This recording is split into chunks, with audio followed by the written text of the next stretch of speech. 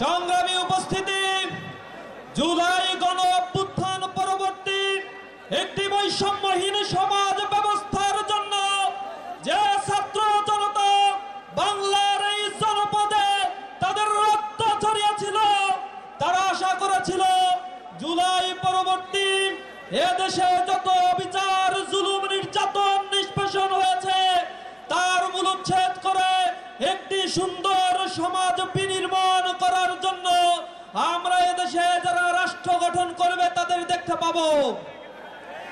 কিন্তু বিস্ময়ের সাথে আমরা লক্ষ্য করছি অনেক রাজনৈতিক বন্দীকে মুক্তি দেওয়া হলেও অজানা কোনো কারণে আমাদের প্রিয় নেতা এটিএম আজহার ভাইকে এখনো পর্যন্ত আমাদের মাঝে ফিরিয়ে দেওয়া হয়নি।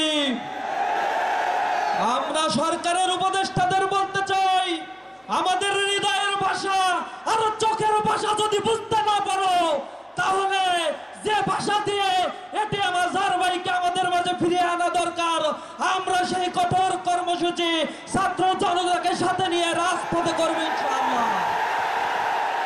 আমরা অনতি বিলম্বে এই যে ট্রাইব্যুনাল গঠন করা হয়েছিল তথাকথিত মানবতা বিরোধী অপরাধের এই ট্রাইব্যুনালে যে জুডিশিয়াল কিলিং এর মাধ্যমে রাজনৈতিক নেতৃবৃন্দকে হত্যা করে এক শূন্যতা বিরাজ করার জন্য যে চেষ্টা করা হয়েছিল, ছাত্র জনতা জুলাই গণ অভ্যুত্থানে তার দাঁত ভাঙা জবাব দিয়ে ফ্যাসিবাদকে এই বাংলাদেশ থেকে বিতাড়িত করেছে।